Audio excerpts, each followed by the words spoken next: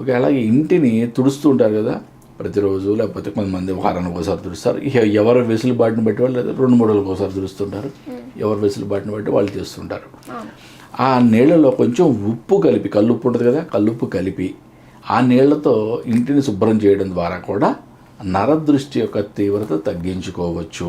Okay, మనం 3 నీకు 5 చిట్కాలు చెప్పాను. ఓకే, ఈ 5 చిట్కాలు పాటించి నరదృష్టిని ఎక్కువగా మన మీద పడకుండా, ఓకే, దాని నుంచి ఒక ప్రొటెక్టివ్ లేయర్గా మనం ఉంటూ దాని నుంచి కూడా రక్షణ అనేది పొందవచ్చు.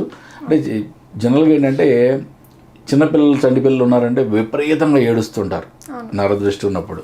ఇక పెద్దవాళ్ళు కూడా ఏంటంటే ఏదైనా ఒక సమస్య వచ్చిందంటే, అనారోగ్య సమస్య వచ్చిందంటే మళ్ళీ దాన్ని అది ప్రొలాంగ్ అవుతూ ఉంటుంది. ఓకే, అంటే 4-5 రోజులు తగ్గిపోవాల్సింది ఇంకో వారం 10 రోజులు కూడా తగ్గదు.